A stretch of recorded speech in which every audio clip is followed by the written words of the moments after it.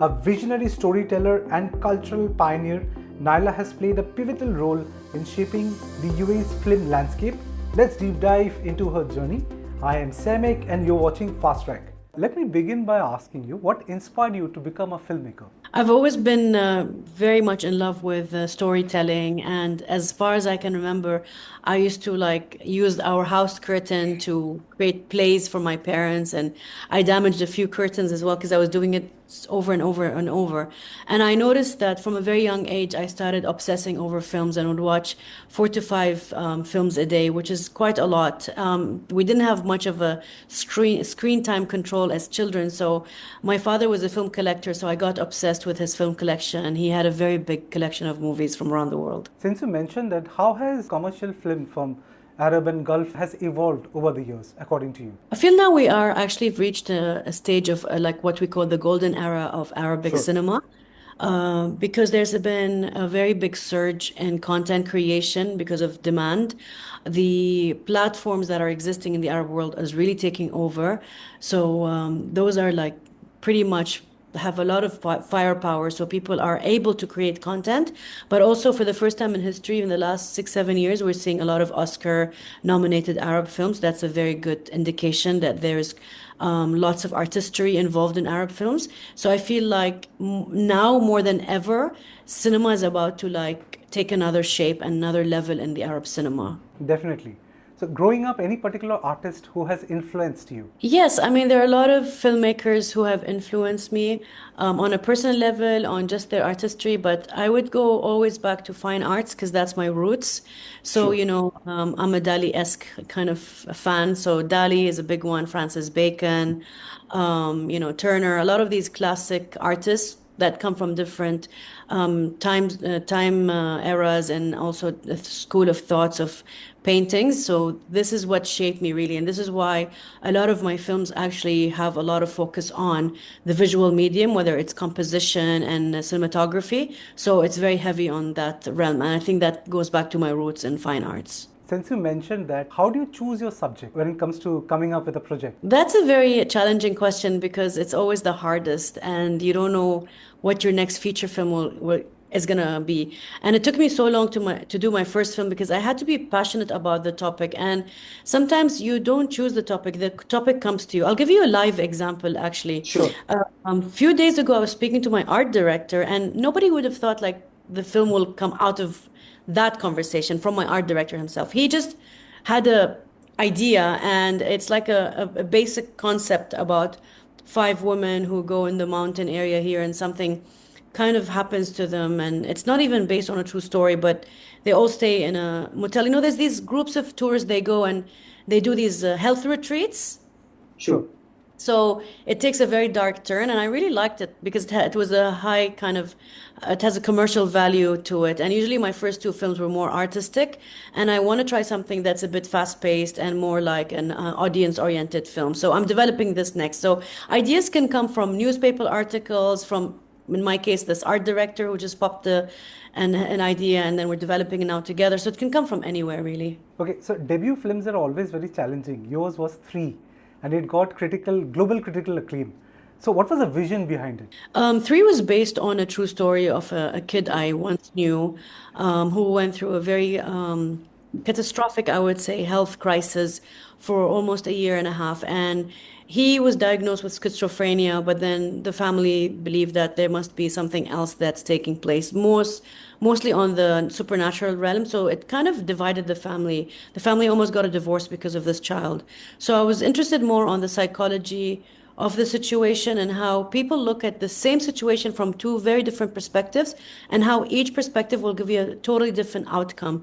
So I was just very interested in kind of really working on that story and seeing like where that can take me in the film zone. But it was very, very intense to shoot that because I was working with a 12-year-old. Okay. So, how does Emirati culture influence your filmmaking? Of course, because I'm from here, I'm Emirati, it's my roots. I try to work a lot with the tones of my country, the colors that we have here, and also the ambition. Like the UAE, I'm from Dubai, so it's a very ambitious, fast-paced city, although my second film is quite arty and quite slow. But I like how there's no room to stop. Like there's a pursuit for excellence. And I try to get that DNA in the way I carry my work and in the way that I try to be a perfectionist in my work, but not to the point where it breaks everyone, to a point where it can lift everyone so that we're all working together as a collaborative force, because filmmaking is a very, very collaborative teamwork. So I can't be like completely gung-ho on my way or the highway. So it needs to work together. We have to have that positive energy because beautiful ideas can come out from that environment where it's so I get very fortunate and I'm very blessed to work with extremely talented artists in this field, and especially in the UAE, where it's fast paced and a lot of things are happening. It's nice to take a break and go back and do films that are a bit more that have a lot of soul and that can breathe. Okay, I'm from Mumbai. So, did you get any opportunity to watch any Bollywood movie? I've watched a lot of Indian films, and I don't say Bollywood, I call it Indian cinema because it was Sure. probably before Bollywood kind of exploded. And it was like these black and white films from the 50s and 60s to early on. A lot of people don't even exist. They passed away. But that's because of my father's collection. And then later Sure. on, of course, I watched a lot of Bollywood films growing up, and I speak a little Hindi, very broken, but I understand pretty much fully. Um, and I always joke around that maybe one day I make an Indian film. Definitely. Okay, so your films Animal and The Shadow achieved international recognition, especially after it got acquired by Netflix. So, can you please tell us more about it? Yeah, this is a great story because a lot of people make films and they're like, "Oh, this my film is going nowhere and I won no award and nobody wants it and I wasted a whole year for nothing." And this is just a reminder that sometimes their time is not there yet. So, Animal is a good example. I shot in 2016 and I felt like it didn't get what it's due because I was very proud of that work, and we really punched hard with the cinematography, the acting, everything was very kind of tight. And it was only 2021 where Netflix saw it and Sure. wanted to buy it for worldwide release. So sometimes it takes time for these films to be noticed. That's why I never give up. And then when they saw my second film, The Shadow, they also liked that very, very much. So they bought both of them for global release. Usually they don't buy shorts A, and B, they don't even buy shorts for they only buy geotag, like the market you're in. So in my case, it will be Middle East and North Africa, but they like them so much that they bought them for the whole world, which means I got a really good rate.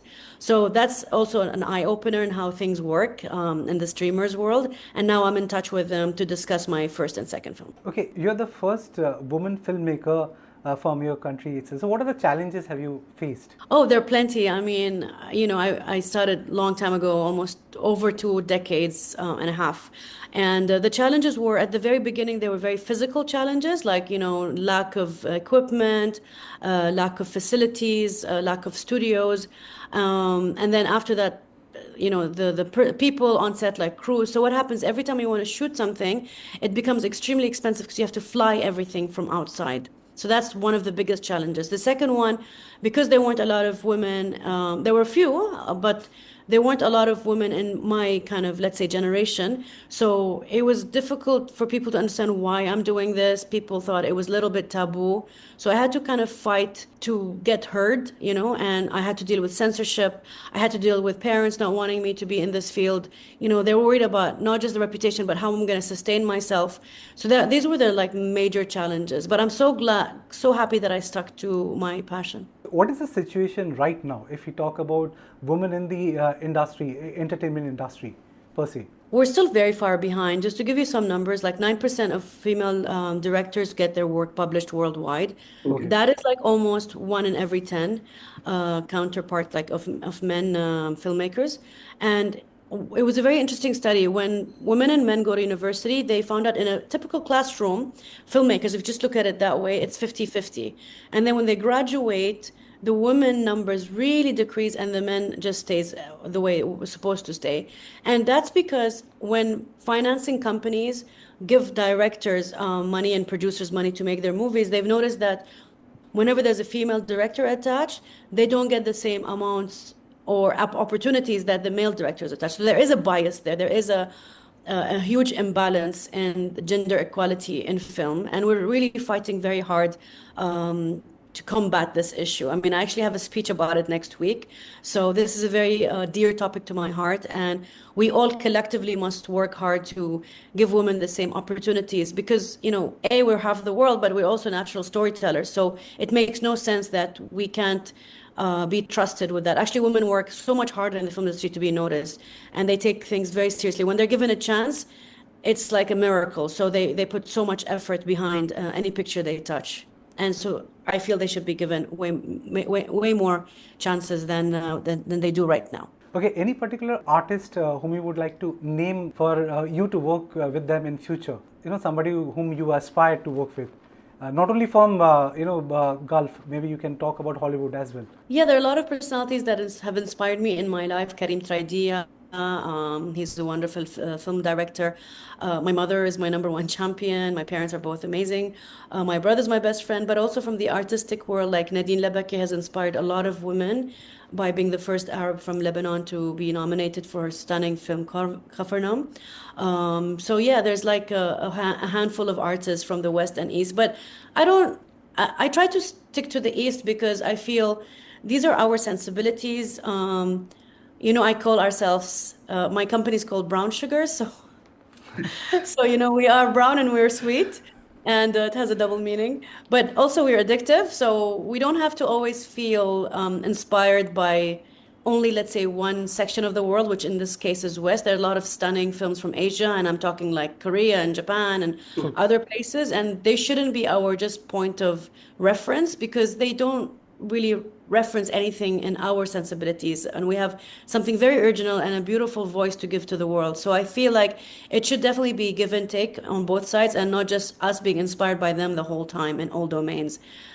So yeah, I'm very proud to say that there's a wave of new voices coming from Asia and the Arab world. Okay, so what has been your greatest learning in this industry? The greatest learning in this industry is that you need to have the patience of the gods. You need to be extremely patient, persistent. You have to have some common sense, which is, in my film industry is quite hard because there's a lot of chaos, and you have to combat that chaos on a daily basis. You have to get up every day and fight. And I don't mean physical fight, but fight for your space and fight for your voice to be heard. So it's not for the faint-hearted, and you just need to keep pushing until a glass ceiling breaks. So I'm breaking, glass ceilings here and there. Like my last one was my film Baab, is the first Emirati narrative long feature film that was accepted at Cairo International Film Festival, and that is the only Arab film festival that's a PIA PF accredited, which is an A+ festival like Venice, Berlin. So it's a big deal for my country.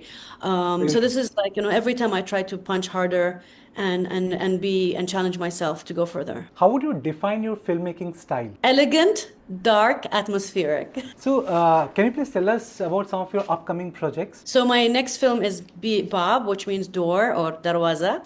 And it's I think it's a gorgeously shot film. My cinematographer, Roger Stoffers, who is probably movies you've seen, like School of Rod, Disturbia, Quills. He has a very big body of work. So he's very meticulous, almost like he's like doing a sculpture, like very precise with his lighting. So the lighting really looks like a moving painting. So I'm very proud of it. And, from the sound side, we have also a legend who did the music. It was A.R. Rahman's first Arabic film, and also his first genre film, because he doesn't do genre films. So this was a very interesting collaboration between two giants, and a film that speaks for itself. So we are releasing in all of the Gulf and Cairo in January. I am speaking to distribution companies in India.